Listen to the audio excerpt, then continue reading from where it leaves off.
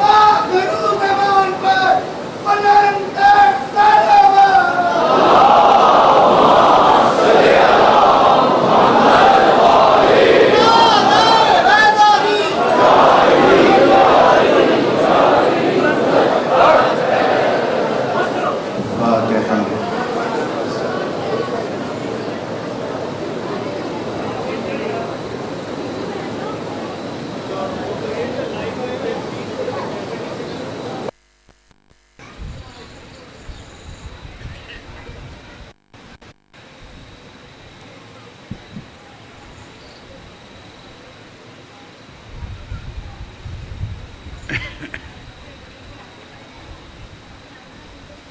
أعوذ بالله من الشيطان الرجيم.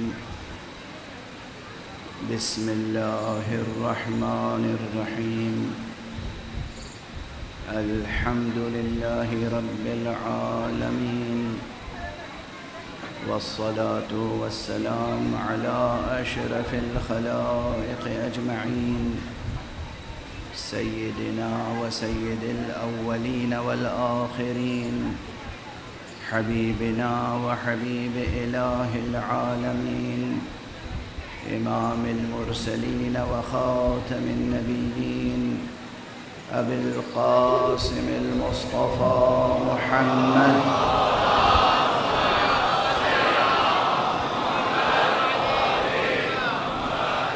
وعلى أهل بيته الطيبين الطاهرين الهداة المهديين المعصومين المظلومين، واللعنة الدائمة على أعداء الحق والدين. أما بعد، فقد قال الله تعالى عز اسمه في محكم كتابه ومتقن خطابه. بسم الله الرحمن الرحيم.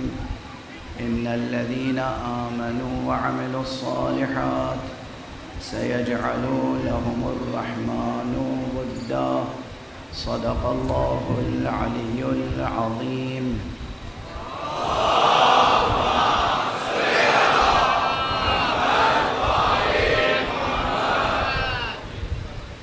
ایک مرتبہ اور بلندر صلوات پڑھیں.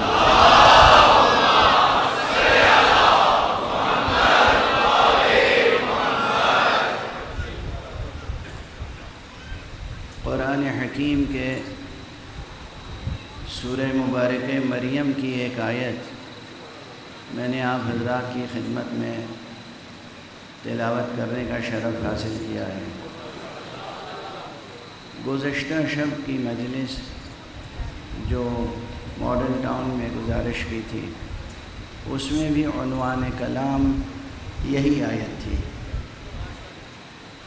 قرآن مجید میں کتنی آیتیں فضائل امیر المومنین علی ابن ابی طالب علیہ السلام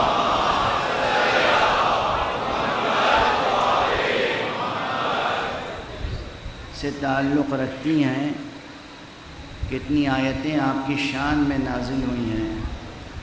اس میں مفسرین کے درمیان تھوڑا سا اختلاف ضرور ہے، مگر یہ یقینی ہے کہ قرآن مجید کی بہت سی آیتیں شان علی میں نازل ہوئی ہیں. کوئی کہتا ہے کہ 300 آیتیں نازل ہوئیں، کوئی کہتا ہے 500 آیتیں نازل ہوئیں، لیکن بہرحال نازل ہوئیں. یہ اپنی اپنی قسمت ہے. کسی کی شان میں کوئی ایک آیت بھی نازل نہیں ہوئی.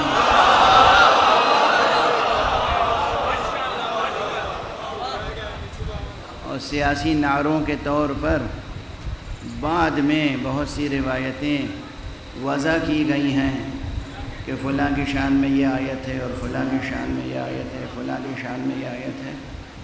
لیکن اسی کے ساتھ ساتھ خود صحیح حدیثوں میں ان گھرانوں کی بڑی محترم شخصیتوں کا یہ بیان موجود ہے کہ ہمارے بارے میں تو کوئی آیت نازل نہیں. یہ بیان بھی موجود ہے.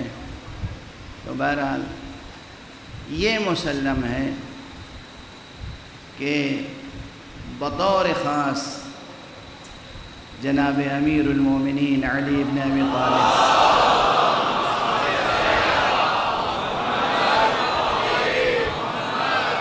علیہ الصلاۃ والسلام کے بارے میں بکثرت آیتیں نازل ہوئیں. شأن نزول من جملہ ان آیتوں کے ایک آیت یہ بھی ہے جو میں نے تلاوت کی سورہ مبارکہ ابراہیم، سورہ مبارکہ مریم میں. ارشاد الہی ان الذین آمنوا وعملوا الصالحات، بے شک جو لوگ ایمان لائے اور انہوں نے عمل صالح انجام دیے، اللہ سبحانہ و تعالی، یہاں اللہ تو میں ترجمہ کر رہا ہوں، آیت میں لفظ رحمان ہے.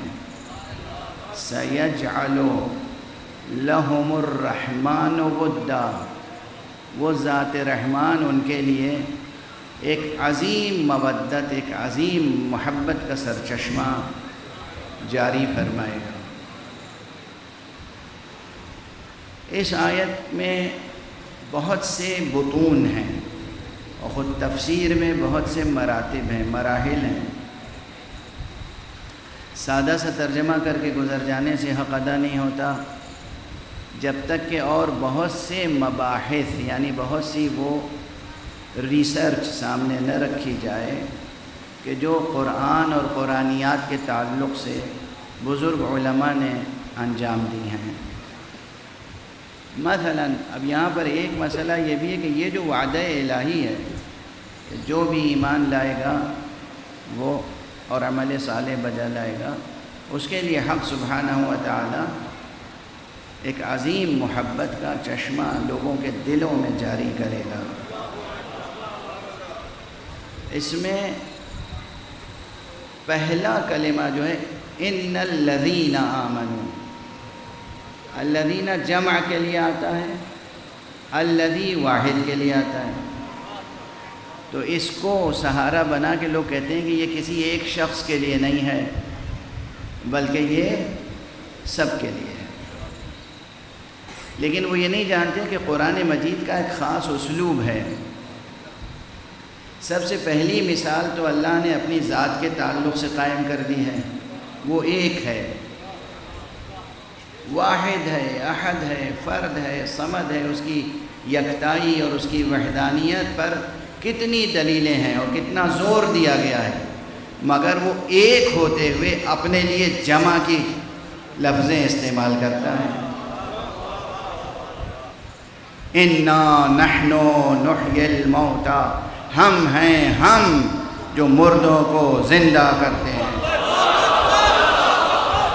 اب یہاں یہ نہیں کہا گیا کہ اننی انا اللہ الذی، میں ہوں میں نہیں کہا گیا، ہم ہیں ہم. وہ ایک ہے مگر اس نے اپنے لیے جمع کی ضمیریں اور جمع کی لفظیں استعمال کی. اب نعوذ باللہ 100,000 بار نعوذ باللہ کوئی جمع کی لفظ کو دیکھ کر، جمع کے صیغے کو دیکھ کر، جمع کی ضمیروں کو دیکھ کر یہ دعویٰ کر سکتا ہے کہ وہ ایک نہیں بلکہ زیادہ ہے؟ لفظ جمع کا ہے مگر وہ یقیناً ایک ہے. بالکل اسی طرح اس نے اپنے بعض ایسے بندے بنائے ہیں باعظمت کہ وہ ہیں ایک مگر ان کے لیے جمع کی ضمیریں لاتا ہے، ان کی عظمت کو سامنے لانے کے لیے کہ انہیں ایک فرد نہ سمجھنا، یہ تنہا ایک امت ہے. انہیں ایک فرد نہ سمجھنا، یہ تنہا ایک امت ہیں، یہ تنہا ایک لشکر ہیں. اور کہیں صراحت فرما دیتا ہے، مثلا جناب ابراہیم کے بارے میں ان ابراہیم کان امتاً، بے شک ابراہیم تو ایک امت تھے. ابراہیم تو ایک تھے نا، قرآن کہہ رہا ہے ایک امت تھے. یا تو یہ تفسیر مان لیجئے کہ قرآن کہہ رہا ہے کہ ابراہیم ایک امت تھے یعنی تنہا ایک امت تھے، یہ ان کی عظمت ہے. اور یا اگر دوسرے معنی لیں گے تو یہ کہ ان ابراہیم کان امۃ، یقیناً ابراہیم تو امام تھے۔ دونوں میں سے کوئی بھی ترجمہ کیجئے تو مفاد ہمارا ہی حاصل ہوتا ہے۔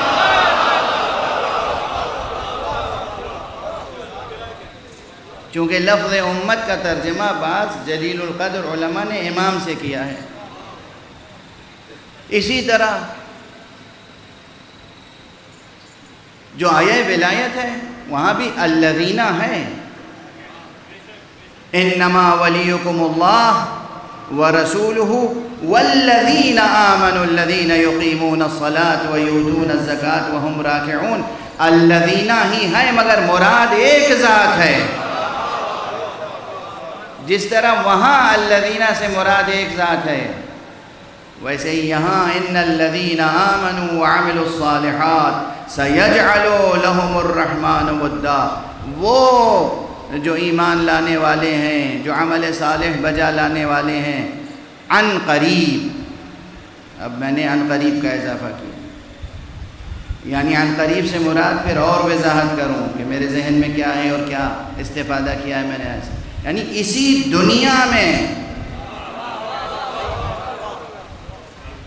دنیا میں رحمان ان کے لیے ایک عظیم محبت کا چشمہ جاری کرے گا۔ اب یہ عن قریب یا اسی دنیا میں کا مفاد کہاں سے حاصل ہوا؟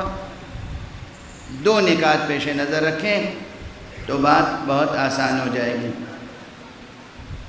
یجعلو صیغہ مضارع کا ہے، اس میں دونوں زمانے شامل ہوتے ہیں، حال بھی استقبال بھی۔ یجعلو یعنی کرتا ہے یا کرے گا، قرار دیتا ہے یا قرار دے گا۔ اگر اس میں سین لگ جائے، مستقبل کے لیے صیغہ مضارع کو مخصوص کرنے کے لیے دو کلمے آتے ہیں، دو حرف، ایک سین ایک سوف۔ سیجعلو یا سوف یجعلو، سین اگر ایک حرف ہے سیجعلو کے معنی ہوتے ہیں مستقبل قریب، سوفا سے مراد اکثر مستقبل بعید، یہاں ایک تو مستقبل قریب کا کلمہ استعمال ہوا۔ اگر مستقبل بعید ہوتا تو ہم سمجھتے کہ آخرت کی بات ہو رہی ہے، لیکن مستقبل قریب کا مسئلہ اس کے معنی ہے کہ اسی دنیا کی بات ہو رہی ہے۔ اور پھر مزید استحکام اس خیال کو کہاں سے پیدا ہوتا ہے؟ اللہ سبحانہ و تعالیٰ نے یہ نہیں فرمایا ہے کہ ان الذین آمنوا وعملوا الصالحات سیجعل لهم اللہ، کہ یہ عام لفظ ہے، اللہ اس میں جلالہ، سیجعل لهم الرحیم نہیں، سیجعل لهم الرحمن۔ اب جو لوگ علم عرفان کے بنیادی مطالب سے آگاہ ہیں وہ جانتے ہیں کہ یہ دنیا عالم ظاہر یہ ہے مظہر اسم مبارک رحمان،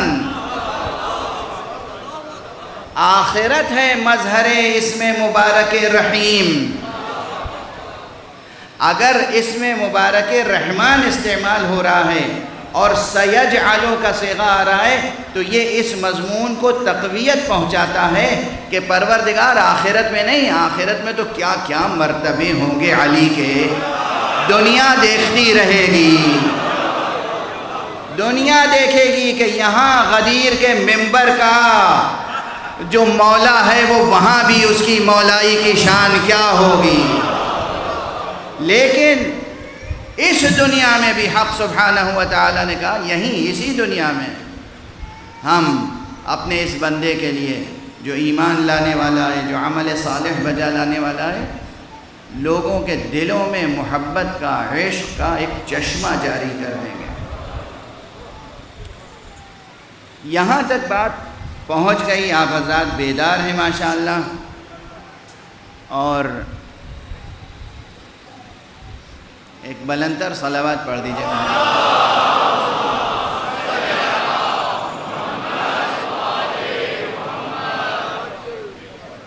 آپ حضرات بیدار ہیں تو پھر میں اپنے مزاج کے مطابق کوئی ذرا سنگین بحث چھیڑ دوں۔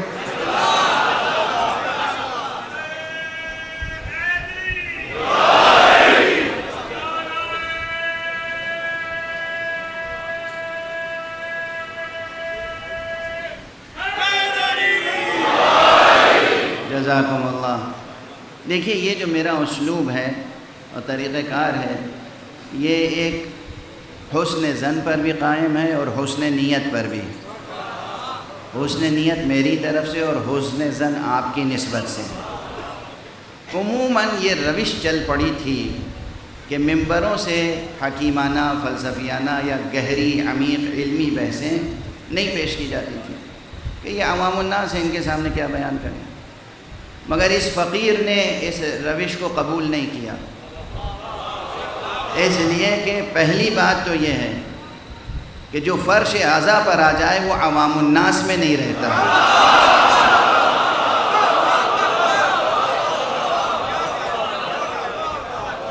جو فرش اعضاء سید الشہداء پہ آئے، جو مجلس حسین میں شرکت کے لیے آئے، میں اسے عوام الناس میں گننے کے لیے تیار نہیں ہوں۔ اس مجلس خاص میں آنے والا کوئی عامی کیسے ہو سکتا ہے؟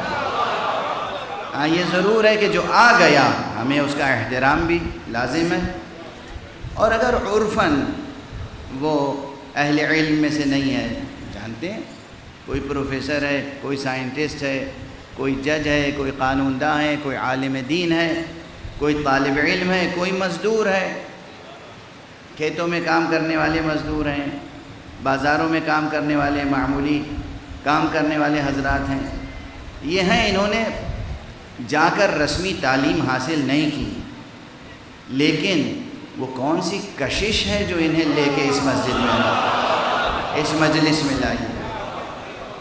وہ جو ایک اجمالی جوہر ایمان ہے نا، وہ بہت بڑی قوت ہے۔ اس ممبر پر آنے والے کی ذمہ داری یہ ہونی چاہیے کہ وہ اس اجمال کو تفصیل سے بدل دے،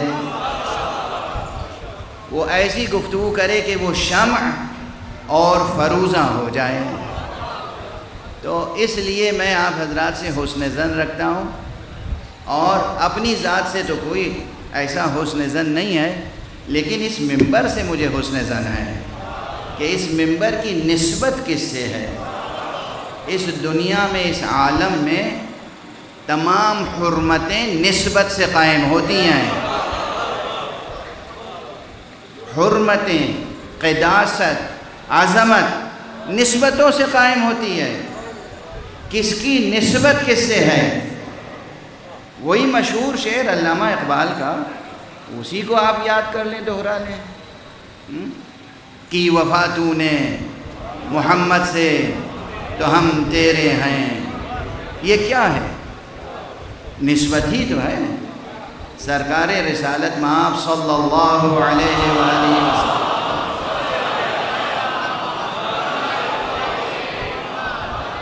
سے ایک نسبت قائم ہو جائے انسان کو کہ وفا تو نے محمد سے تو ہم تیرے ہیں۔ یہ جہاں چیز ہے کیا؟ یہ جہاں، یہ مادی دنیا، یہ ظاہری دنیا، یہ خاکنائے دہر، یہ جہاں چیز ہے کیا؟ لوح و قلم تیرے ہیں۔ یعنی وہ عالم مفارقات کی حقیقتیں۔ قلم سے مراد کون سا قلم ہے؟ وہ قلم نہیں ہے جو سرکار نے مانگا تھا اور دیا نہیں گیا۔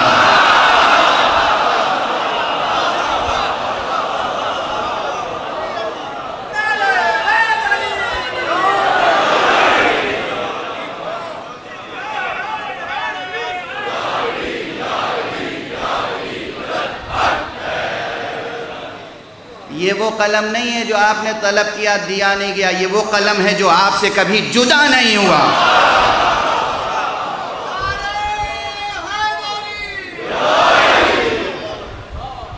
یہ جہاں چیز ہے کیا؟ لوح و قلم تیرے ہیں۔ تو یہ کس لیے تیرے ہیں؟ نسبت، نسبت، نسبت۔ تو اس ممبر کو جو نسبت حاصل ہے، ممبر غدیر سے، ممبر نبی سے، ممبر ولی سے، ممبر سرکار سید الشہداء سے، یہ نسبت مجھے طاقت پہنچاتی ہے۔ یہ نسبت مجھے طاقت پہنچاتی ہے کہ میں آپ حضرات کے سامنے ذرا سنگین علمی بحثیں پیش کروں۔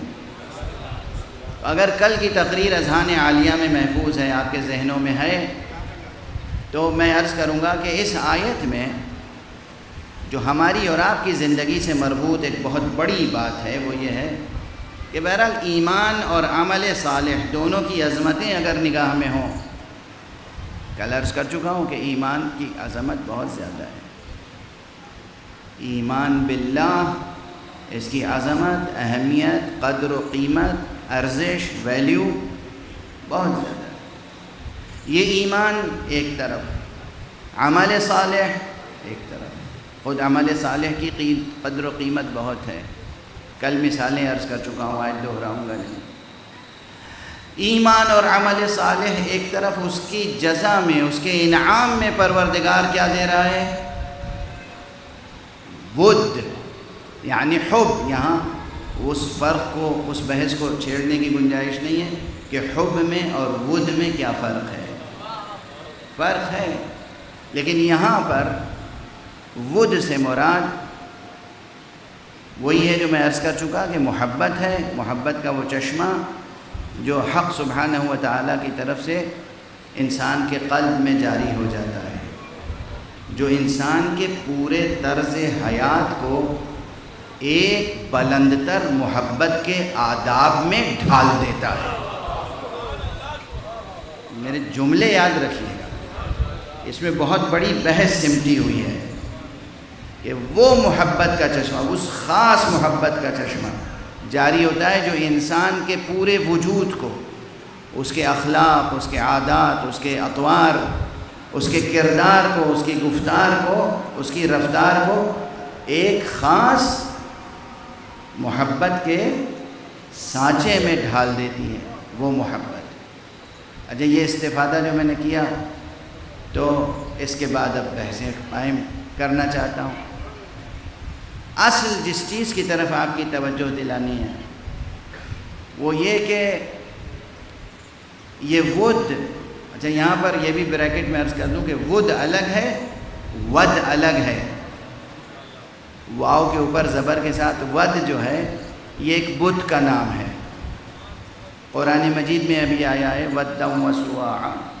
ود ایک بت کا نام ہے، اور اسی سے وہ تھا عمرو ابن عبد ود، اسے عمرو ابن عبد ود نہ کہا کیجئے۔ ود اور ود میں فرق یہ ہے کہ ود کو علی ابن ابی طالب توڑ کے ریزہ ریزہ کرتے ہیں، ود کو توڑ دیتے ہیں، ود کو خلق کرتے ہیں۔ ود محبت ہے۔ یہ اس لیے وضاحت کر دی کہ بعض ہمارے نوجوان ذاکرین جو عربی سے واقف نہیں ہے وہ عمرو ابن عبد ود کہہ دیتے ہیں۔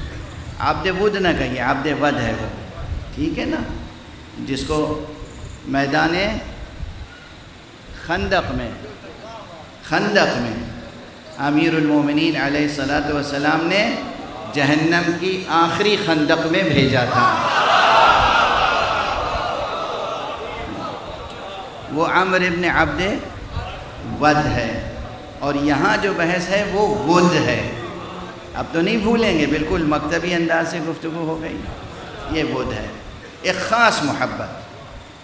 یہ جو خاص محبت ہے اس پر اگر آپ غور کرتے چلے جائیں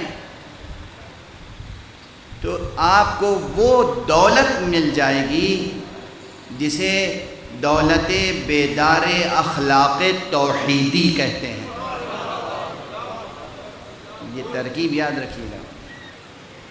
دیکھیے، تمام انسانوں کو ایک چیز کی ضرورت ہوتی ہے اور وہ ہے اخلاق، حسن اخلاق۔ پیغمبر اکرم صلی اللہ علیہ وآلہ وسلم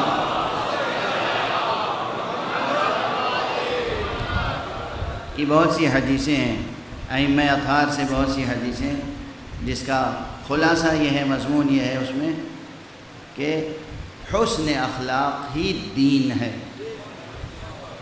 دین دراصل حسن اخلاق ہے، دین کا خلاصہ، جوہر حسن اخلاق ہے۔ تو یہ پیش نظر رہے، ہم میں سے ہر ایک کو اپنے اخلاق کو بہتر سے بہتر بنانا چاہیے۔ اگر حسن اخلاق نہیں ہوگا تو دین بھی نہیں ہوگا۔ اللہ سبحانہ و تعالی نے اپنے حبیب حضرت خاتم صلی اللہ علیہ وآلہ وسلم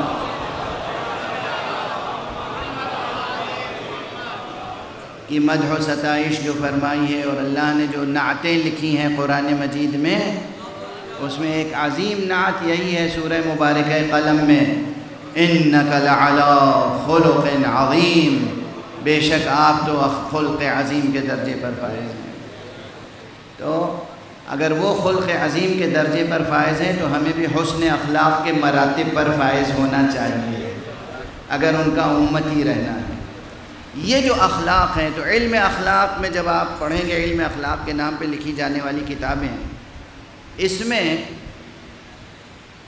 سب سے مشہور جو اسلوب ہے سوچنے کا اور ڈسکرائب کرنے کا، کیریکٹرز کو اور کیریکٹرسٹکس کو اور ایٹریبیوٹس کو، وہ صفتیں اور وہ خصوصیتیں، وہ خصائص، وہ خصائل، وہ فضائل، وہ مناقب جو انسان کی ذات میں، اس کی روح میں پائے جاتے ہیں یا پائے جانے چاہیے، ان کو پیش کرنے کا منظم طریقے سے ایک وہ پرانا دستور چلا آ رہا ہے جو سوکریٹس اور پلیٹو اور ایرسٹوٹل سے چلا آ رہا ہے، اور وہی تقریباً خواجہ نصیر الدین طوسی اور اس کے بعد آگے اب تک چلا آ رہا ہے تقریباً، وہ چاہے ابن مسکوے ہوں اور چاہے وہ فارابی ہوں اور چاہے وہ خواجہ نصیر الدین طوسی ہوں یا ان کے بعد کے ملا احمد نراقی، ملا مہدی نراقی، جن لوگوں نے بھی اخلاقیات میں کتابیں لکھی ہیں، علم اخلاق میں، انہوں نے وہی ایک پیٹرن رکھا ہے۔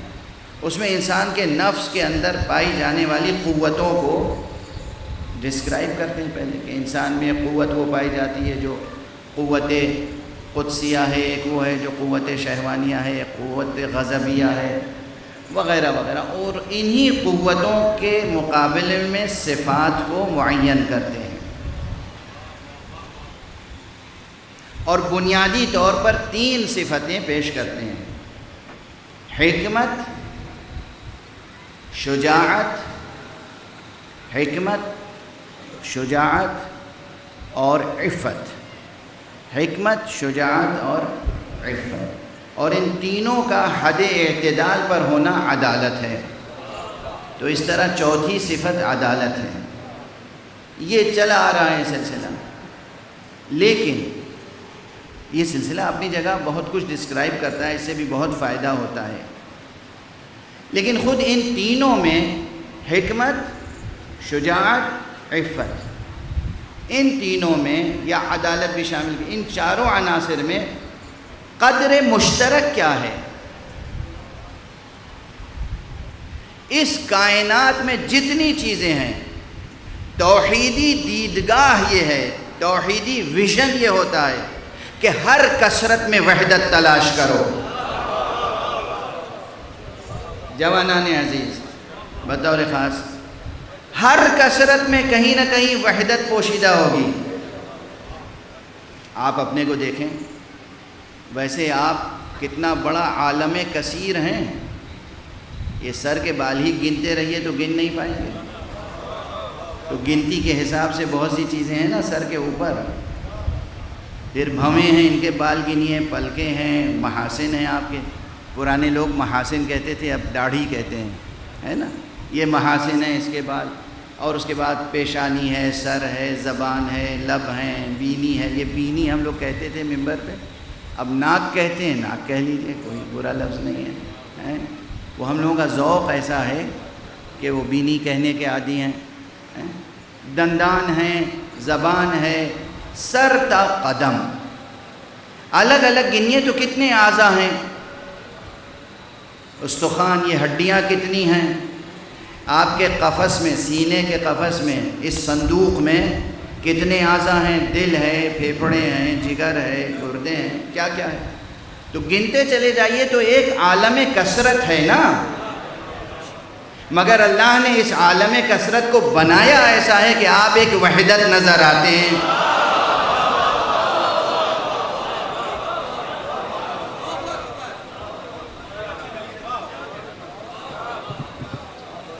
بہت روشن ہے مثال، ہے آپ ایک جہان کبیر بلکہ ایک جہان اکبر، وہ دیوان جو جناب مولا امیر المومنین علی ابن ابی طالب علیہ السلام سے منسوب ہے،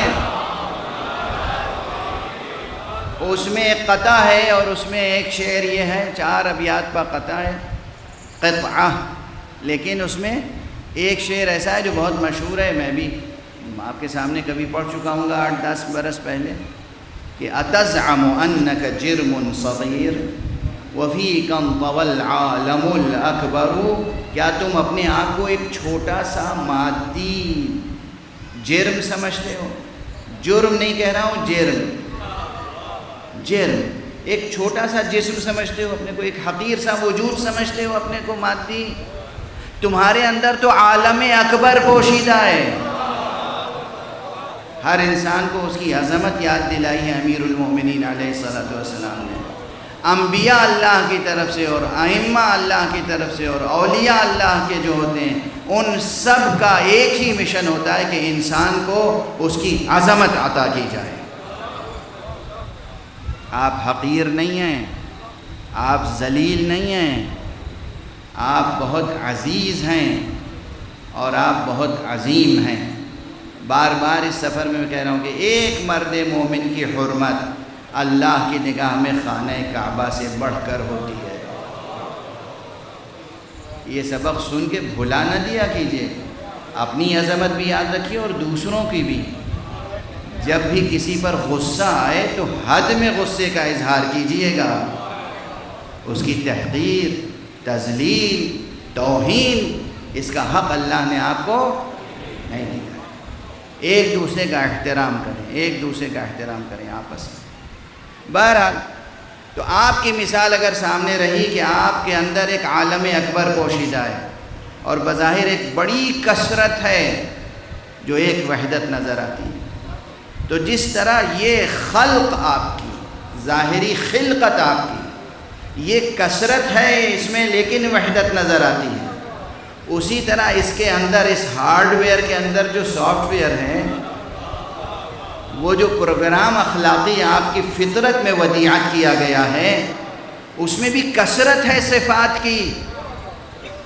آپ کے اندر صفتوں کی کثرت ہے، اس کثرت کو جمع کر کے 4 میں تو ارسطو نے منحصر کیا کہ صاحب شجاعت ہے اور حکمت ہے اور عفت ہے اور عدالت ہے۔ میں کہتا ہوں 4 پہ آ کے بات رک کیوں گئی؟ بات اس نقطے تک پہنچنی چاہیے جہاں چھپی ہوئی وحدت آشکارا ہو جائے۔ تو اب یاد رکھیے اس فقیر کی یہ بحث، اگر توحیدی علم اخلاق کو منکشف کریں تو اس میں سب سے مرکزی چیز تمام قدروں کی قدر، ام الاقدار، تمام صفتوں کی جامع، ام الصفات، تمام مناقب کا سرچشمہ، ام المناقب، تمام آپ کی اچھی خصلتوں کا سرچشمہ، وہ صرف ایک ہے، اور وہ کیا ہے؟ آپ کی فطرت میں پائی جانے والی پاکیزہ محبت جو اللہ سے تعلق رکھتی ہے۔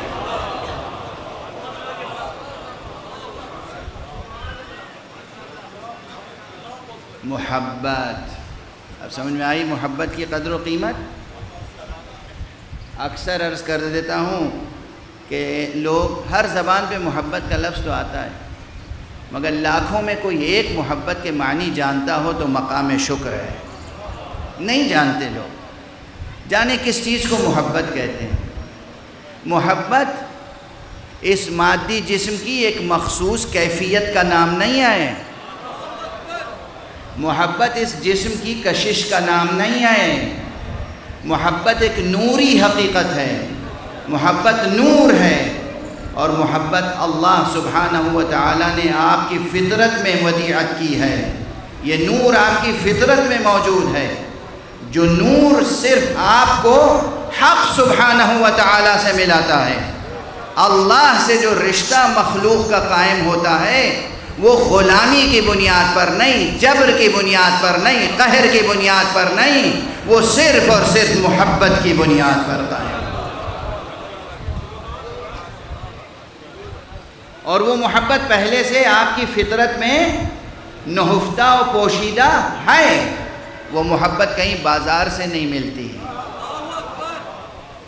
وہ محبت کہیں بازار میں دستیاب نہیں ہوتی۔ نور محبت آپ کے نور فطرت کا جز ہے، اور وہ محبت جو آپ کے نور فطرت کا جز ہے، وہ محبت صرف آپ کو کس سے جوڑتی ہے؟ پہلے مرتبے میں اللہ سے۔ دیکھیے ذرا درخت کا، اس شجرہ اخلاق کا پورا نقشہ ذہن میں آ جائے، بچوں کو یاد رہ جائے اس لیے ایک مثال عرض کر دوں۔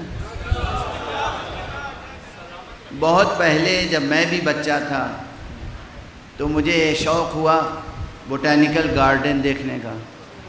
اب وہ اس ملک میں کلکتے میں مٹیا برج میں، جہاں سبطین آباد امام باڑہ ہے اور جہاں نواب واجد علی شاہ کو لے جا کے رکھا گیا تھا، اور وہاں بھی انہوں نے اپنے عیش و عشرت کے لیے کوئی محل نہیں بنایا تو ایک مسجد بنائی، ایک امام باڑہ بنایا، ایک امام بارگاہ بنائی۔ وہاں ایک بہت بڑا بوٹینیکل گارڈن ہے، اس میں لوگ لے گئے مجھے، اور ساتھ میں اچھے گائیڈ تھے، سائنس کے استاد تھے۔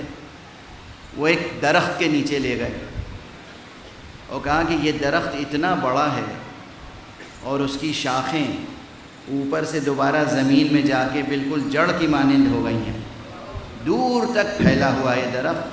انعام دوں گا اگر تم بتا دو اس کی اصلی جڑ کون سی ہے۔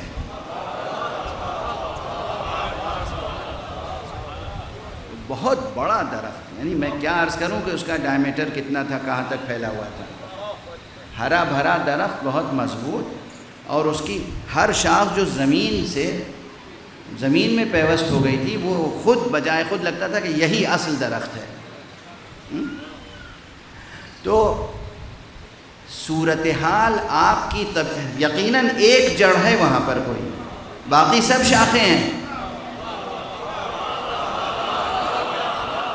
جڑ کوئی ایک ہی ہے، باقی سب شاخیں ہیں، مگر اب وہ ہر شاخ اپنی جگہ اتنی مضبوط ہو گئی کہ یہ پہچاننا مشکل ہے کہ اصل کیا ہے اور شاخ کیا ہے۔ آپ کی فطرت میں جو اخلاق کا شجر ہے، بہت سی صفتیں ہیں، شجاعت اپنی جگہ ہے، سخاوت اپنی جگہ ہے، عفت اپنی جگہ ہے، حکمت اپنی جگہ ہے، بہت سی صفتیں ہیں۔ ایک بہت بڑا شجر سایہ دار ہے، شجر اخلاق، مگر اس کی ایک جڑ بتائیے کہ وہ اصلی جڑ ہے، وہ اصل ہے کہ جس سے تمام فرعیں پیدا ہوئیں اور پھر اپنی جگہ پروان چڑھتی چلی گئیں۔ وہ جو اصل ہے وہ نہ شجاعت ہے، نہ حکمت ہے، نہ سخاوت ہے، نہ عفت ہے، کوئی اور صفت نہیں ہے، وہ صفت محبت ہے۔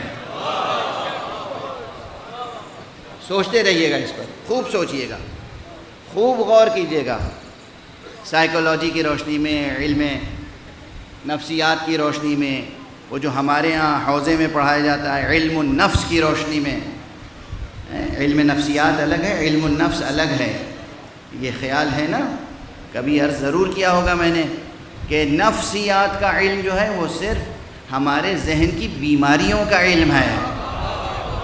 علم النفس یہ وہ علم ہے کہ جو ہماری حقیقت ذات کا علم ہے، جو ہماری خوبیوں اور خامیوں کے ساتھ ہمیں ہمارے سامنے نمایاں کرتا ہے، اور بنیادی طور پر خامیاں تو ہیں ہی نہیں، بنیادی طور پر تو خوبیاں ہی خوبیاں ہیں۔ خیال ہے نا کیوں کہہ رہا ہوں؟ یہ لوگ آستینیں الٹ کے فلسفہ بگھارتے ہوئے مجھ سے دست و گریباں ہونے کی کوشش کریں گے۔ یہ وہ لوگ ہیں جو یہ ایک کند سا معذرت نامہ لیے پھرتے ہیں اپنے عیوب کو چھپانے کے لیے کہ الانسان مرکب من الخطأ والنسیان، انسان تو مرکب ہے خطا اور نسیان سے۔ یہ غلط بیان ہے، یہ حقیقت کے برخلاف ہے۔ ایک مصور کوئی تصویر بناتا ہے تو اپنے پوری ہنرمندی دکھاتا ہے، اس کے نقطہ نظر سے اس تصویر میں کوئی عیب نہیں رہنا چاہیے، ٹھیک ہے نا؟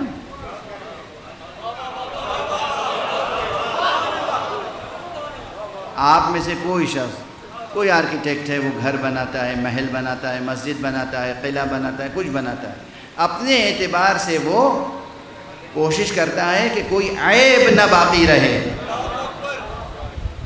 واضح ہے؟ کوئی ایک چھوٹا سا بھی عیب نہ ہو۔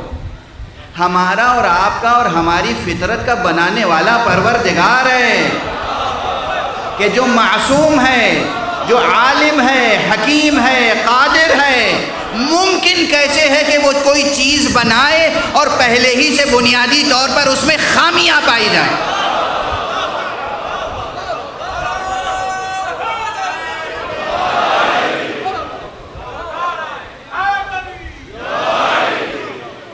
ایک صلوات پڑھ دیجئے محمد والے۔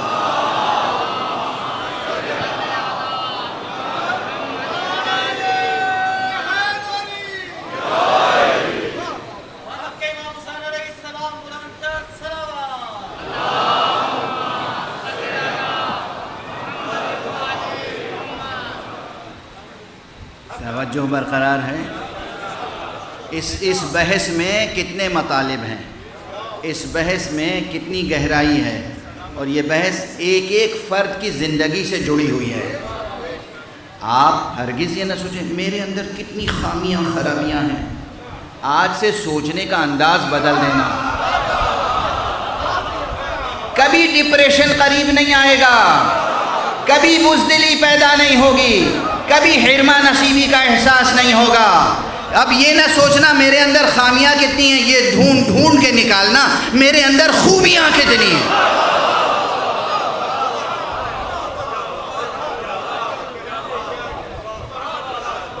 دیکھیں کتنا بعد بعید ہے، کتنا بعد مشرقین ہے، کتنا فاصلہ ہے ان معلم اخلاق، اس معلم اخلاق میں جو کہتا ہے ہر وقت اپنے عیب کو دیکھا کرو، اور اس فقیر کی بات میں جو کہتا ہے ہر وقت اپنی خوبیاں پروان چڑھایا کرو۔ اندھیرے ٹٹولتے رہو گے تو اندھیرے میں رہ جاؤ گے، روشنیاں بکھیرو گے تو اندھیرے خود ہی مٹ جائیں گے۔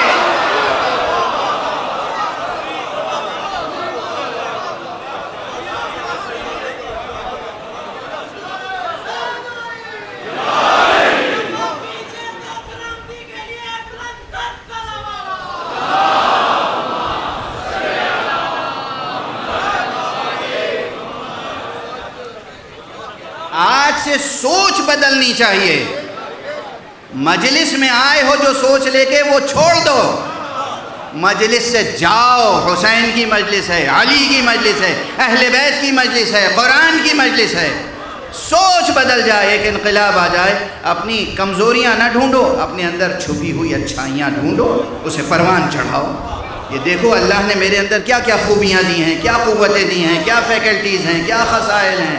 اللہ نے مجھے بنایا ہے نا، تو وہ کوئی خراب چیز تو بنائے گا نہیں۔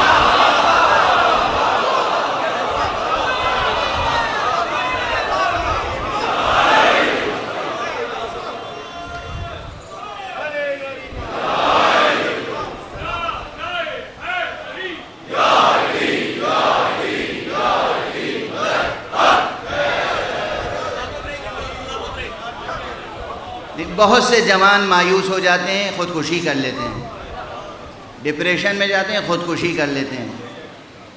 کیوں ہوتا ہے یہ؟ انہیں بس اپنی ذات سے مایوسی ہو جاتی ہے۔ مایوسی، جیسے کسی درخت کو آپ دیکھیں کہ دیکھیں یہ سوکھ گیا ہے، اب اس میں پھل آنے کی امید نہیں ہے، مگر آپ کا وجود وہ شجر ہے کہ یہ سینچتا ہے خود پروردگار۔ آپ کی سانسیں جب تک آ رہی ہیں اپنی ذات سے مایوس نہ ہوئیے گا۔ خدا سے لو لگی رہے، نہ جانے کس وقت وہ آپ کے وجود میں ایک ایسا ثمر پیدا کر دے کہ دنیا کے لیے رشک کے قابل ہے۔ ہر بچے کو یہ سمجھائیں، مائیں بچوں کی تربیت ایسے کریں، باپ اپنے بچوں کی تربیت ایسے کریں، تمہارے اندر بہت خوبیاں ہیں اور تم نے جو کارنامہ انجام دیا ہے یہ تو کچھ نہیں، اس سے بڑھ کے انجام دے سکتے ہو یا اس سے بڑھ کے کام تم کر سکتے ہو. ٹھیک ہے. اب یہ جو میں عرض کر رہا ہوں کہ آپ کی فطرت بنائی کس نے؟ اس واحد نے جو فطرت بنائی ہے تو اپنی نشانی اس فطرت میں بھی رکھی ہے اور وہ وحدت کی نشانی ہے. شجاعت اپنی جگہ، سخاوت اپنی جگہ، وفا اپنی جگہ، غیظ و غضب بھی ایک اچھی صفت ہے اپنی جگہ. بے موقع غیظ و غضب ہو تو برا ہے. غیظ و غضب بھی اپنی جگہ وقت پر ہو، بر وقت بر محل تو اچھی صفت ہے. حکمت، شجاعت، جتنی صفتیں ہیں، وفا، یہ سب الگ الگ صفتیں نظر آتی ہیں. ان سب میں جو وحدت پیدا کرتی ہے شے وجودی طور پر وہ ہے محبت. اب دیکھیے، اسی لیے اللہ نے دین کی بنیاد بھی محبت پہ رکھی. اپنا رشتہ بندوں سے قائم کیا تو محبت پہ قائم کیا. نبی کی اطاعت کے لیے بلایا تو محبت کی بنیاد پہ بلایا.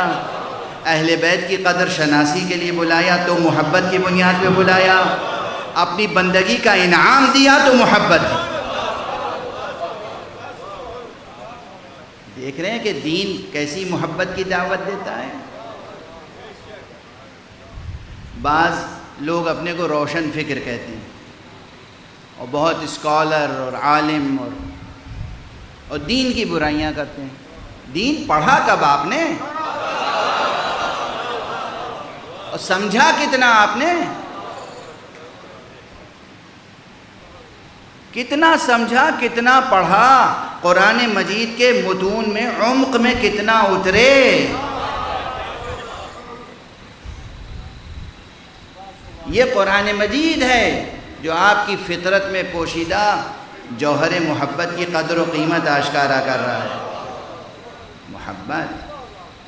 اب میں تیزی سے عرض کروں، وقت گزر گیا اور بحث ادھوری رہ گئی، لیکن میں سمجھتا ہوں کہ اتنی ہی بحث اگر راسخ ہو گئی نا ذہنوں میں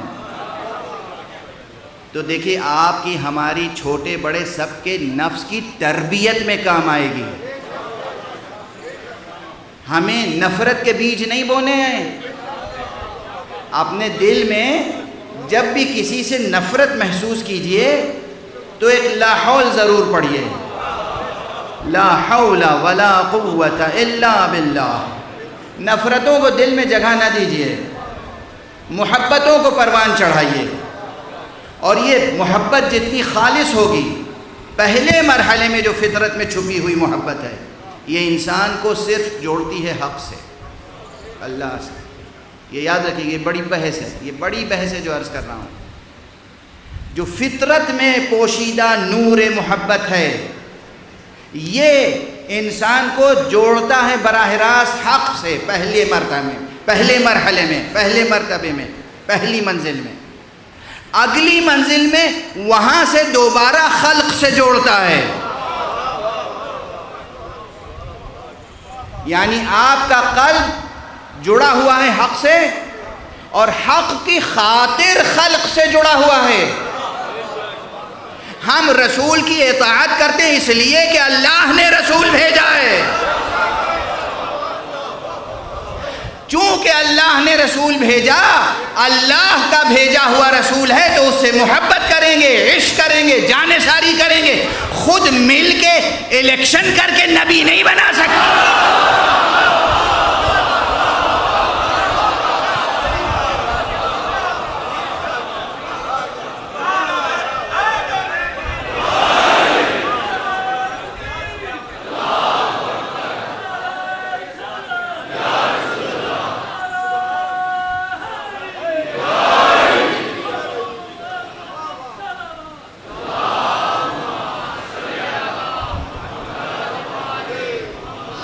یہ بنیادیں ہیں عرفان کی، یہ بنیادیں ہیں سچے صحیح تصوف کی، یہ بنیادیں ہیں سیر و سلوک کی، یہ بنیادیں ہیں توحید اور اخلاق توحیدی کی.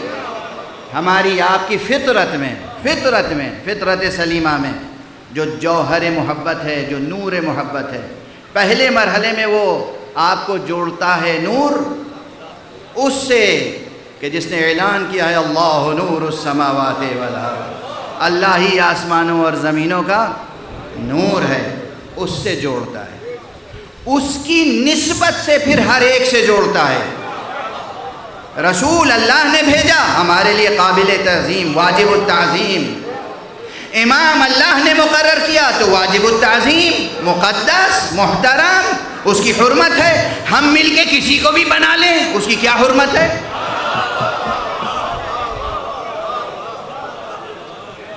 اللہ نے بنایا، اس کی حرمت ہے۔ انسان کو کس نے بنایا؟ اللہ نے بنایا، تو آپ کے لیے اس کا احترام لازم ہے۔ آپ بغیر قانون شرعی اور جواز شرعی کے جب تک اللہ ہی کی طرف سے جواز نہ ہو، آپ نہ کسی کی توہین کر سکتے ہیں، نہ کسی کی جان لے سکتے ہیں۔ یوں ہی آپ قتل کر دیں گے کسی کو، نعوذ باللہ، یوں ہی آپ کسی کی توہین کر دیں گے۔ کس نے حق دیا ہے آپ کو؟ کیوں نہیں کر سکتے کسی کا قتل؟ کیوں نہیں کر سکتے کسی کی توہین؟ یہ انسان اللہ نے بنایا ہے۔ تو وہ محبت، وہ نور جو آپ کی فطرت میں اس نے آپ کو جوڑا اللہ سے، اور اللہ کی نسبت سے جوڑا انسانوں سے۔ سمجھ میں آ رہی ہے بات؟ توحید کی بنیادیں بھی گہری ہو رہی ہیں، اور توحیدی اخلاقیات کا شجرہ بھی سامنے آ رہا ہے۔ ماں باپ کا احترام لازم ہے۔ کس نے انہیں آپ کا ماں باپ بنایا ہے؟ ماں باپ کو ماں باپ آپ کا کس نے بنایا؟ اللہ نے بنایا نا۔ تو اس لیے ان کا احترام لازم ہے۔ اگر ماں باپ کبھی ڈانٹیں بھی، جھڑکیں بھی، آپ کے اوپر ظلم ہو جائے، آپ سمجھیں کہ یہ صراحتاً ماں باپ کا ظلم ہے، پھر بھی احترام ان کا اللہ نے واجب قرار دیا ہے، تم ان کے لیے اف بھی نہ کہو۔ تو اگر آپ خدا پرست ہیں تو ماں باپ کا احترام کریں گے خدا کی خاطر۔ اسی طرح ماں باپ کی طرف سے اولاد کس نے عطا کی؟ اللہ نے عطا کی۔ تو اس اولاد کی تربیت لازم ہے، اور اولاد کی جب آپ تربیت کریں گے تو اجر کس سے لیں گے؟ اولاد سے نہیں، اللہ سے۔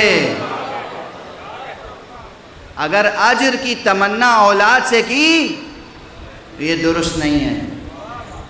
جان خرچ ہوتی ہے بچوں کی تربیت پر، مال بھی خرچ ہوتا ہے، جان بھی خرچ ہوتی ہے۔ پوری توجہ سے اولاد کی تربیت کیجئے، مگر صلہ، انعام، جزا، اجر، ثواب سب اللہ سبحانہ و تعالی عطا فرمائے گا۔ اولاد سے امید نہ رکھیے کہ دیکھو بیٹا آج ہم تمہارے لیے خرچ کر رہے ہیں، آج ہم تمہاری فیس دے رہے ہیں، آج ہم تمہارا خیال رکھ رہے ہیں، جب ہم بوڑھے ہو جائیں تو ہمارا تم بھی خیال رکھنا۔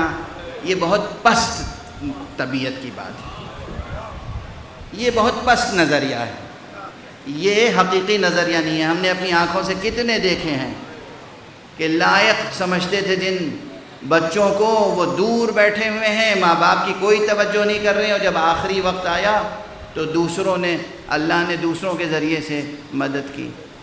یہ معاشرے میں عام ہو گئی ہے بات۔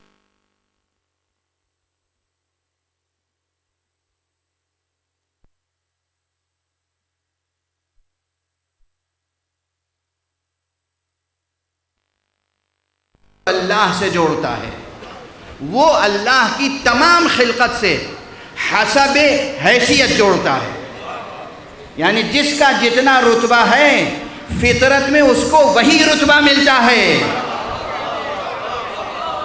سیاسی سلوگن کچھ بھی بنا لو، مگر جو علی ہوتا ہے وہ علی ہوتا ہے۔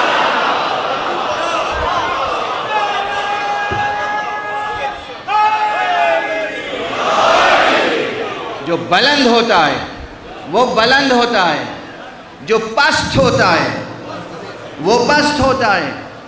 یہ فطرت، آپ کی فطرت اگر صاف اور شفاف ہے تو یہ فطرت اس نور فطری کی روشنی میں، نسبت حق سبحانہ و تعالی کی روشنی میں ہر مخلوق کو اس کا حق ادا کرتی ہے۔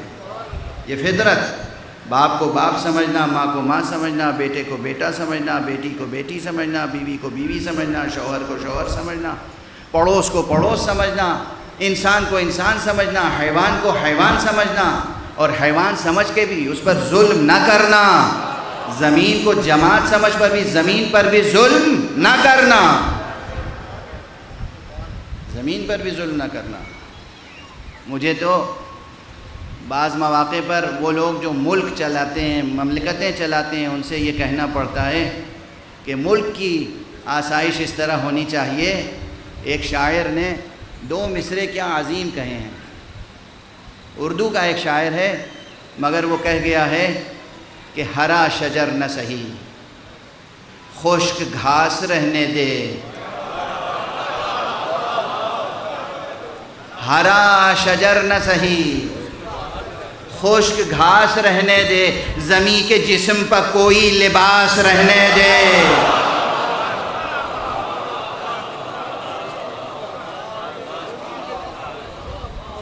زمین کا حق ہے ہمارے اوپر، ہواؤں کا حق ہے ہمارے اوپر، فضاؤں کا حق ہے ہمارے اوپر، سمندروں کا حق ہے ہمارے اوپر، دریاؤں کا، نہروں کا حق ہے ہمارے اوپر۔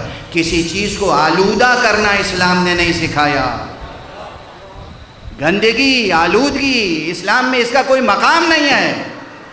ہر فرد پر لازم ہے، عام شہری سے لے کر اور خاص شہری تک، ہر ایک پر لازم ہے کہ ملک کو خوبصورت بنائیں، زمین خدا کا خیال رکھیں، حق ادا کریں، دریاؤں کا حق ادا کریں، فضاؤں کا حق ادا کریں، اور پھر انسان کا حق ادا کریں، اور پھر مولائے انسان کا حق ادا کریں۔ یہ ایک ہی اصل اصیل ہے۔ فطرت اگر روشن ہے تو بغیر کسی خارجی پیغام کے پوری کائنات میں ہر شے کا حق ادا کرنے کا شعور بھی موجود ہوتا ہے۔ مجھے امید ہے کہ یہ بحث منتقل ہو گئی آپ حضرات تک۔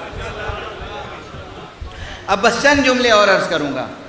جب میں عرض کر رہا ہوں کہ اصل الاصول محبت ہے، محبت، اب اسے وہ جسم کی ایک تشنجی حالت کو محبت نہ کہیے گا،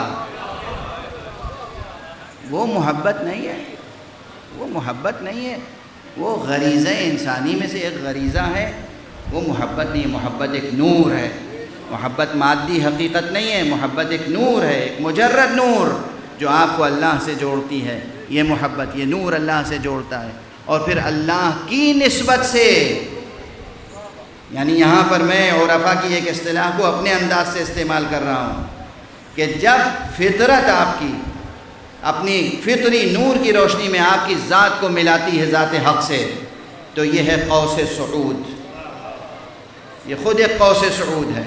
اور پھر جب اللہ کی ذات کی نسبت سے تمام مخلوقات سے آپ جڑتے چلے جاتے ہیں، یہ ایک خاص قوس نزول ہے۔ وہ قوس صعود و قوس نزول کی تعریف اپنی جگہ جو عرفا نے اپنی کتابوں میں کی ہے، وہ محفوظ، وہ اپنی جگہ۔ ایک سفر آپ نے اوپر کیا، اور پھر ایک سفر حق کی طرف سے خلق کی طرف کیا۔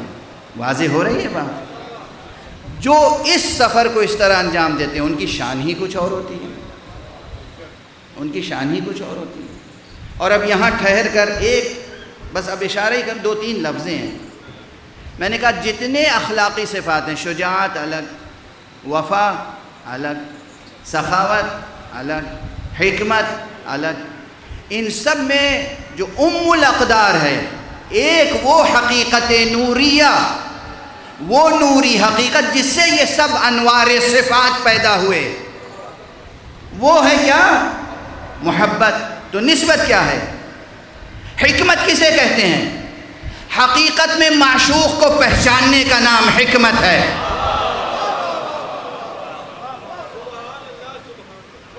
معشوق کی راہ میں اپنے کو لٹا دینا سخاوت ہے۔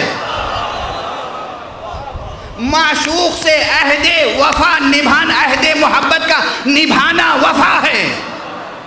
معشوق کی طرف سے دفاع کرنا شجاعت ہے۔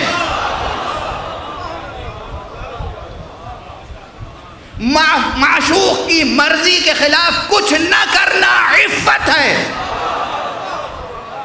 اب دیکھیے ہر صفت کی نئی تعریف سامنے آتی چلی جا رہی ہے، لیکن نقطہ اشتراک موجود ہے، نقطہ اشتراک موجود ہے۔ بہت بڑی بحث ہے جو گزارش کر دی میں نے آج آپ کے سامنے. آپ اس چیز کو دوسرے انداز سے نہیں پیش کر سکتے. اگرچہ یہ فقیر پہلے کسی موقع پر علم کو بنیاد بنا کر بھی ایک بحث پیش کر چکا ہے، لیکن آج جو بات عرض کی ہے کہ حکمت، شجاعت، سخاوت، عفت، وفا، یہ کتنی صفتیں ہیں اخلاق کی جو علم اخلاق میں پڑھتے ہیں، پڑھاتے ہیں، اور پھر یہ بتاتے ہیں کہ بھئی اگر یہ صفت کم ہے تو اسے بڑھائیں کیسے، اور یہ صفت زیادہ ہے تو گھٹائیں کیسے. یہ سب علم اخلاق کی ریاضیات پڑھ لیے گا جا کے، مفید ہے، پڑھیے گا. مگر اگر یہ سبق یاد رہ گیا جو میں عرض کر رہا ہوں اس وقت، نور محبت کو اس طرح پروان چڑھائیے کہ اس نور محبت کی روشنی میں اپنی تمام محنت اور بذل جہد کے ساتھ، اپنی تمام قد و کاوش کے ساتھ ذات معشوق کو پہچاننے کی کوشش اور پہچان لینا ہی حکمت ہے. حکمت اور کچھ نہیں ہے، حکمت اور کچھ نہیں ہے سوائے اللہ شناسی کے، سوائے وجود شناسی کے. اور اگر اللہ شناسی اور وجود شناسی ہی عین حکمت ہے، عین حکمت ہے، تو پھر یہ تعریف ذہن میں رہے کہ نور محبت کی روشنی میں معشوق کو پہچاننے کا نام حکمت ہے. معشوق سے عہد وفا نبھانے کا نام، عہد محبت نبھانے کا نام وفا ہے. معشوق کی راہ میں بذل کا نام سخاوت ہے. معشوق کے دشمنوں سے مقابلے میں جمے رہنے کا نام شجاعت اور ثبات قدم ہے.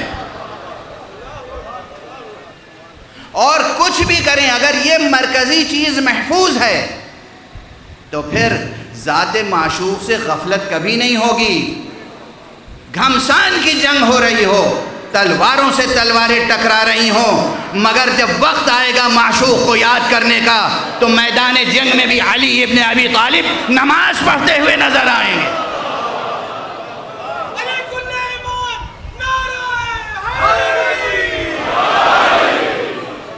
یہ کیا ہوا؟ ابن عباس آ رہے ہیں، دوسرے محمد حنفیہ آ رہے ہیں، دوسرا تیسرا کوئی آ رہا ہے. افی مثل ھذا یا امیر المؤمنین، اے امیر المؤمنین ایسی حالت میں آپ نماز پڑھ رہے ہیں، یعنی گویا یہ تو داد شجاعت دینے کا موقع ہے. یہ اگر مکالمے میں غور کریں اور مولا علی کا جواب کہ اسی کے لیے تو جنگ کر رہے ہیں.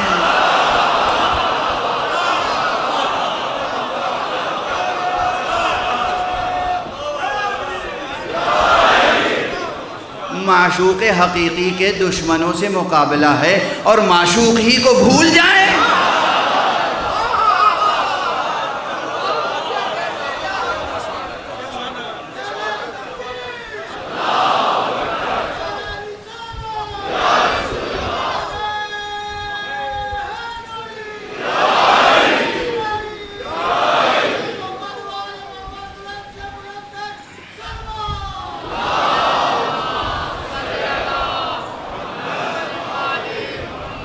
میدان جنگ میں شجاعت کا مقام ہے مگر امیر المومنین نماز پڑھ رہے ہیں. میدان جنگ میں شجاعت کا مقام ہے مگر امیر المومنین نماز پڑھ رہے ہیں، اس لیے کہ ان کے صفات میں وحدت ہے. مسجد میں نماز پڑھ رہے ہیں مگر حالت رکوع میں زکوٰۃ دے رہے ہیں. یہ دو متضاد عمل نہیں ہیں، وحدت ہے. اللہ کی راہ میں بذل کر رہے ہیں.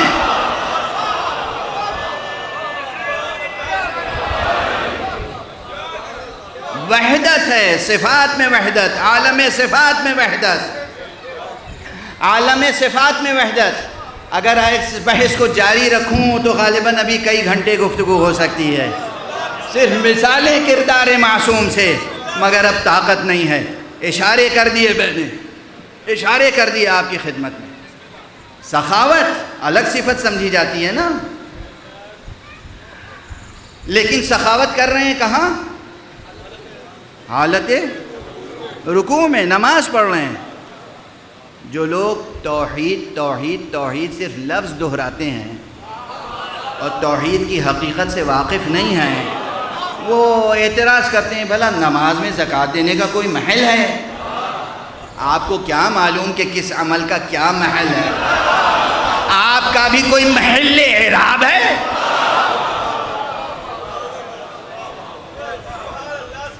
آپ کا بھی کوئی محل اعراب ہے؟ یہ وہ عمل انجام دے رہا ہے جو فنا فی ذات اللہ ہے، جسے رسول نے کہا ہے کہ علی ممسوس فی ذات اللہ، علی تو اللہ کے عشق میں فنا ہو چکا ہے۔ عام سا ترجمہ کروں تو شاید میرا ذوق قبول نہیں کرتا، ممسوس تو مجنون کو کہتے ہیں، تو رسول نے ایک مرتبہ کہا علی ممسوس فی ذات اللہ، علی تو اللہ کا مجنون ہے، تو وہ پیار کی زبان تھی، پیار کی زبان تھی، معنی یہی ہے کہ عشق خدا میں علی۔ تو علی ابن ابی طالب میدان میں نماز پڑھ رہے ہیں، مسجد میں نماز کی حالت میں زکوٰۃ دے رہے ہیں۔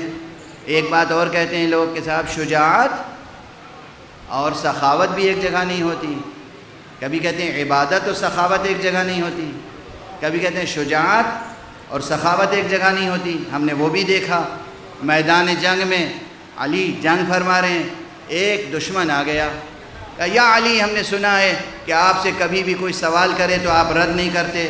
ہاں صحیح سنا ہے، میں آپ سے سوال کرنا چاہتا ہوں، کہا کرو، اپنی تلوار مجھے دے دیجئے۔ آپ نے فوراً تلوار دے دی۔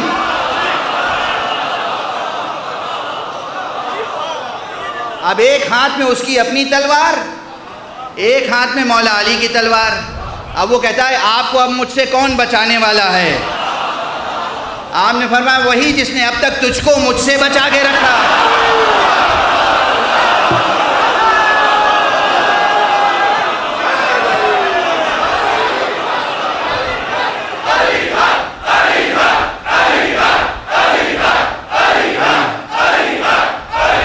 علی حق، علی حق۔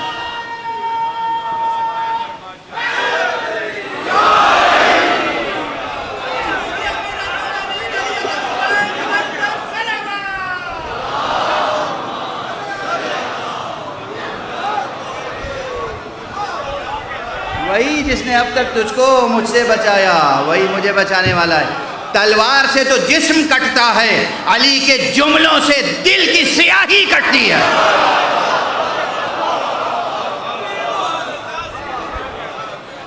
تلوار سے، نیزے سے، گرز سے تو پتھر کے بت توڑے جاتے ہیں، علی کے لہجے کی دھار سے دل و دماغ کے بت توڑے جاتے ہیں۔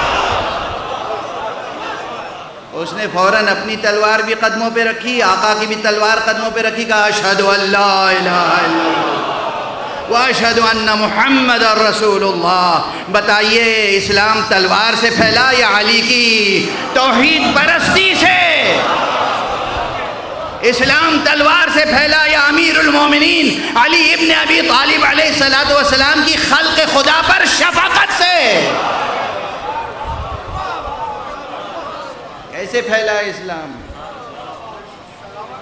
واضح ہے؟ تو بس بات یاد رہے کہ اصل الاصول، ام الاقدار، ام الفضائل، ام المناقب، ام الخصائل محبت ہے، محبت محبت ہے۔ اپنے دلوں کو چشمہ محبت بناؤ، نفرت کی کوئی گنجائش نہیں، کسی سے بھی نفرت نہ کرو، کسی سے بھی نفرت نہ کرو، کسی سے بھی نفرت نہ کرو۔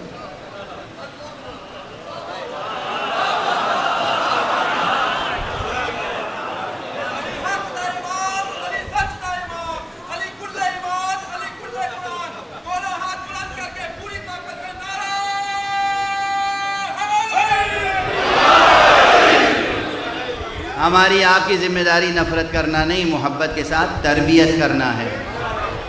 جو معرفت نہیں رکھتے خدا کی، جو معرفت نہیں رکھتے رسول کی، جو معرفت نہیں رکھتے اہل بیت کی، ان کی معرفت میں اضافہ کرنا ہے۔ یہ ذمہ داری ہے ہماری آپ کی سب کی۔ نفرت کرنا ہمارا کام نہیں ہے۔ جو محبت کے لائق نہیں ہیں ان سے یہ نور محبت متعلق ہوتا ہی نہیں ہے۔ یہ جملہ بھی، اس کی گہرائی بھی سمجھے نہیں سمجھے بھائی؟ الیکٹرک کرنٹ جو ہے یہ کہاں سے گزرتا ہے؟ جہاں تک کنڈکٹر ملتا ہے اسے، وہ ایلیمنٹس جن میں کنڈکشن ہوتا ہے اس میں الیکٹران ٹریول کر سکتے ہیں، کرنٹ گزر سکتا ہے، اسی میں سے گزرتا ہے۔ اگر لوہا ہے، لوہے کی ایک چھڑ ہے تو اس میں تو دوڑ جائے گا کرنٹ، اور اس کے آگے آپ لکڑی جوڑ دیجئے تو کرنٹ وہیں رک جائے گا۔ ٹھیک ہے نا؟ ہمارا حال بھی یہی ہے، ہم سب سے عشق کرتے ہیں، اب کچھ ایسے ہیں جو عشق کے قابل ہی نہیں ہیں، یہ دل ان سے جڑتا ہی نہیں۔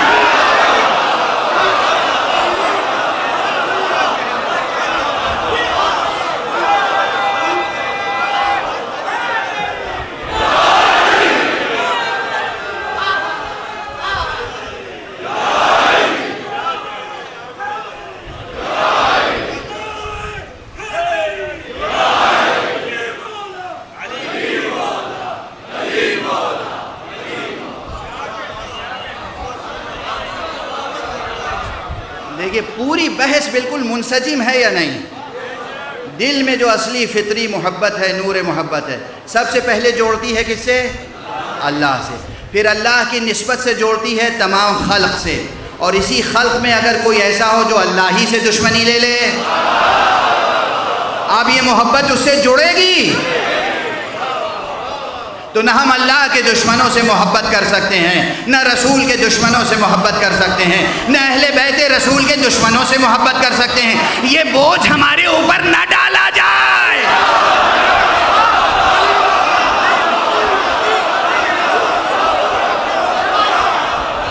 ممکن نہیں ہے ہمارے لیے۔ ہم سے چاہتے ہو لکڑی سے کرنٹ گزاریں؟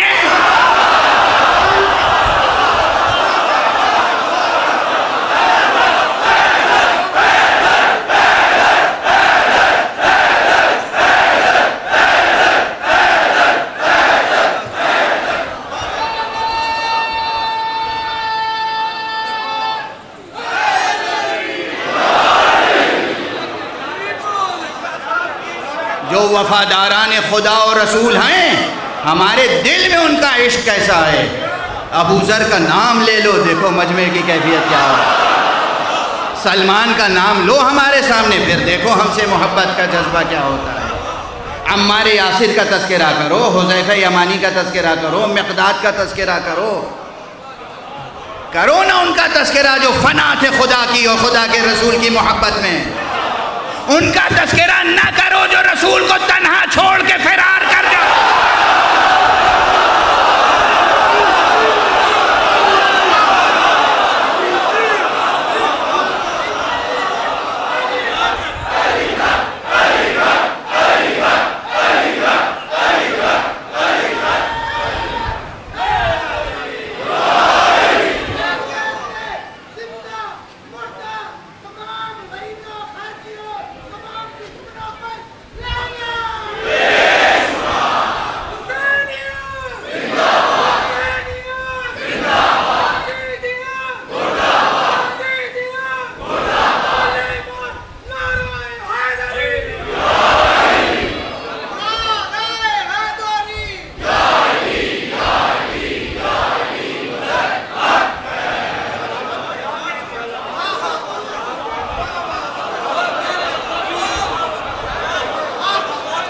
ہم تو ایک علمی بحث کر رہے تھے،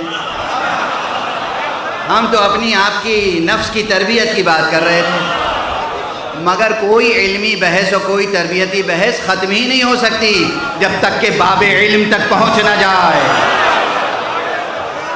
جب تک کہ معلم انسانیت کی بارگاہ تک پہنچ نہ جائے۔ محبتیں کرنا سیکھو، محبت کی روشنی میں معشوق کو پہچانو، معشوق کا دفاع کرو، یہی شجاعت ہے، معشوق سے عہد نبھاؤ، یہی وفا ہے، معشوق کی راہ میں مال اور جان خرچ کرو، یہی سخاوت ہے، معشوق کو پہچاننے کی کوشش کرو، یہی حکمت ہے۔ اصل اصول اقدار اخلاقیہ صرف محبت ہے۔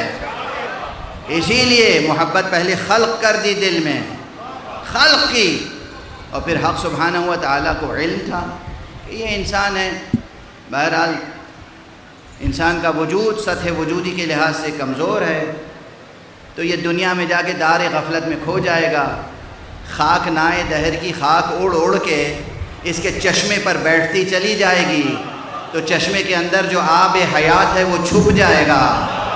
اس لیے اللہ سبحانہ و تعالیٰ نے الگ سے تشریح کے طور پر مودت اور محبت کو واجب بھی قرار دے دیا۔ اندر بھی محبت ہے، باہر سے حکم بھی آیا محبت کا، قُلْ لَا أَسْأَلُكُمْ عَلَيْهِ أَجْرًا إِلَّا الْمَوَدَّةَ فِي الْقُرْبَى۔ یہ جو کوشش ہے یہ اس لیے کہ اگر دنیا کا غبار بیٹھتا چلا جائے اور وہ فطری محبت کا نور بجھنے لگے تو آل محمد سے مودت کر کے اس نور کو فروزہ کر۔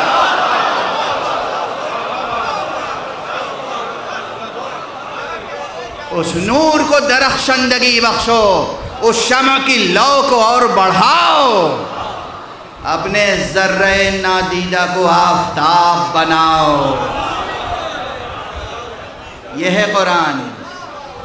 آپ کی فطرت میں چھپایا تو نور تو محبت، آپ کے اوپر واجب کی تو محبت، بس گفتگو تمام۔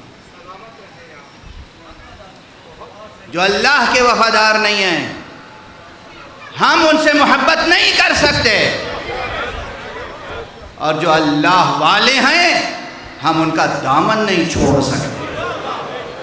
ہم ان کی خوشی میں خوش رہیں گے، ہم ان کے غم میں شریک غم رہیں گے۔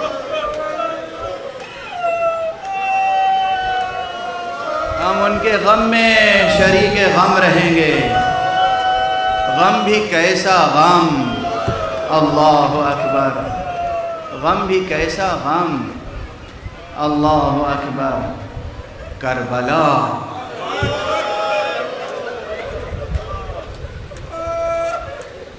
ہمیں حق ہے کہ ہم سے جب پوچھا جائے کہ سب سے بڑا غم کون سا غم ہے تو ہم کہیں کربلا، کربلا، کربلا۔ مگر وہ سید سجاد تھے جن سے پوچھا جاتا تھا سب سے زیادہ مصیبتیں کہاں پڑی، کہتے تھے الشام، الشام، الشام۔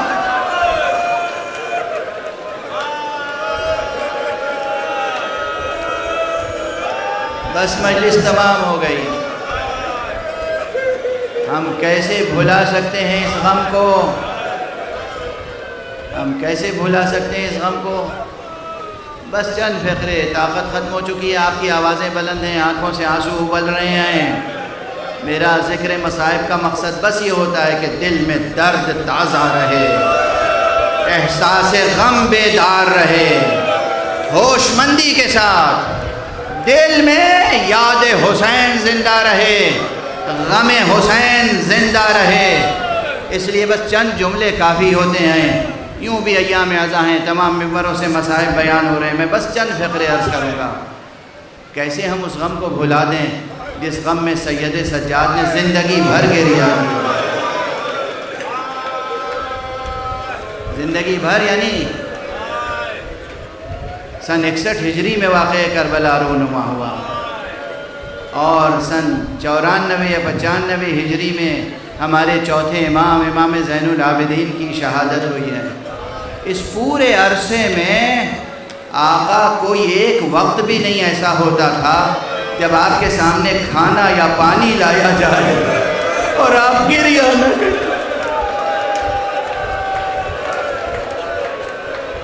کربلا کے بھوکوں کی یاد، کربلا کے پیاسوں کی یاد۔ روایات میں ہے پینے کے لیے نہیں، وضو کے لیے بھی پانی لایا جاتا تھا، پانی سامنے رکھا جاتا تھا تو گریہ فرماتے تھے، اتنا گریہ فرماتے تھے کہ وہ پانی آب خالص نہ رہ کر آب مضاف ہو جاتا تھا، وہ پانی پھینک دیا جاتا تھا، گرا دیا جاتا تھا، پھر تازہ پانی لایا جاتا تھا وضو کے لیے۔ کتنا گریہ فرماتے تھے، یہاں تک کہ ایک آپ کے چاہنے والے نے آ کے تسلی دی، تسلی دینے کی کوشش کی۔ آقا فرزند رسول، آپ تو بنی ہاشم ہیں، آپ تو فرزند رسول ہیں، اللہ کی راہ میں قربانیاں دینا تو آپ کے خاندان کی سیرت ہے، یہ روشن سیرت ہے آپ کے کنوے کی۔ آپ نے تڑپ کے فرمایا، کیا کہا؟ تم نے کیا کہا؟ یعقوب کے 12 بیٹے تھے، ایک بیٹا نگاہوں سے اوجھل ہو گیا تھا، علم نبوت کی بنا پر معلوم تھا کہ بیٹا زندہ ہے، عزیز مصر ہے، پھر بھی اتنا گریہ کیا کہ آنکھیں سفید ہو گئیں۔ میری تو آنکھوں کے سامنے 18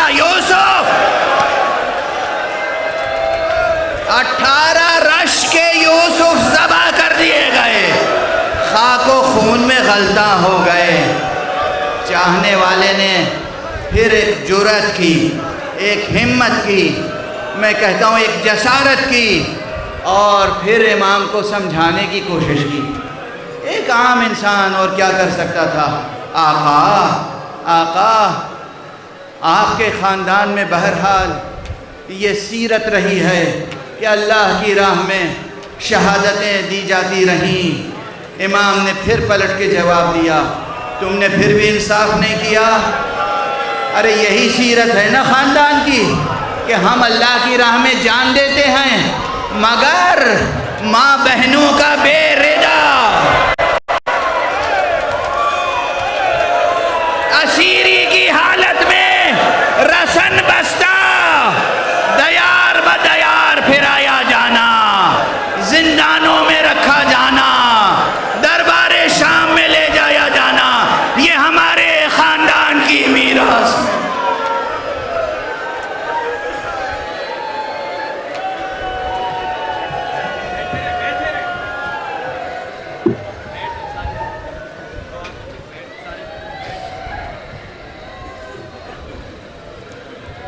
انا للہ و انا الیہ راجعون، رضا بقضائہ و تسلیما لامرہ۔ پروردگار معبود یا اللہ، ہمیں علوم قرآن اور معارف اہل بیت سے آشنا فرما۔ پروردگار ہماری ملت کو علوم قرآن اور تہذیب آل محمد کے سانچے میں ڈھال دے۔ پروردگار ملت اسلامیہ پر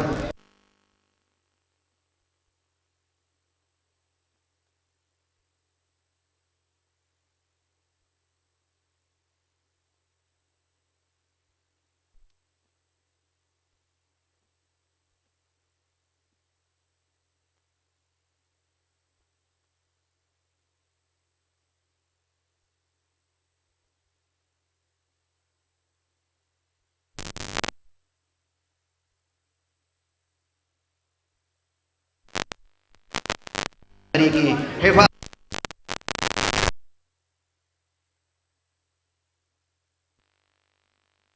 حق ولی آخر حضرت حجت کو اذن ظہور عطا فرما، اور ان کے ہاتھوں سے اپنی رحمت و رافت و عدالت کا پرچم لہرا دے۔ ایک مرتبہ سورہ حمد اور 3 مرتبہ سورہ اخلاص پڑھ کر اس امام بارگاہ کے بانیان اور اس خاندان کے تمام گزشتگان کی روحوں کو ایصال فرمائیں۔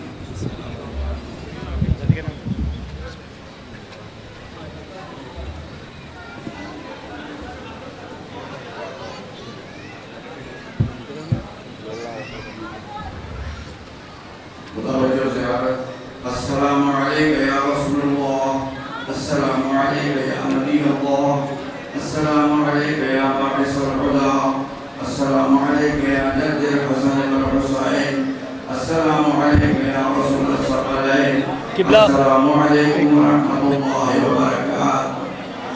صلی اللہ علیکم یا ابا عبد اللہ وعلی الارواح التي حلت بفنائك وانا قدر عليك مني سلام الله يا ابدا ما بقيت وبقي الليل والنهار ولا جعله الله اخر لحظه من دين زيارتكم. السلام على الحسين وعلى علي بن الحسين وعلى اولاد الحسين وعلى اصحاب الحسين. السلام عليكم ورحمه الله وبركاته. السلام عليك يا ولي الغرباء، السلام عليك يا معين الضعفاء والفقراء، السلطان والحسن يا علي بن مزربزة، عليك التحية والثناء ورحمة الله وبركاته. السلام عليك يا مولانا يا صاحب العصر والزمان، الأمان من قبل زوال الإيمان، السلام عليك يا شريك القرآن. السلام عليك يا ملقي أحكام القرآن. السلام عليك يا ناصر العدل في الطول والعرض. عجل الله تعالى فرجك وسهل الله تعالى مخرجك وسعودك. السلام عليكم ورحمة الله وبركاته. اللهم كن لوليك الحجة بن الحسن صلواتك عليه وعلى آبائه في هذه الساعة وفي كل ساعة وليا وحافظا وقائدا وناصرا ودليلا وعنا حتى تسكنه وسكته وتمتعه فيها طويلا برحمتك يا أرحم الراحمين.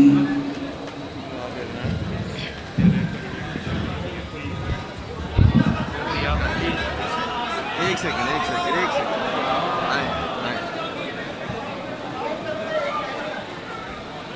حضرت کو سے آگے ہوگا اس کی مائک بتا یار ایک سیکنڈ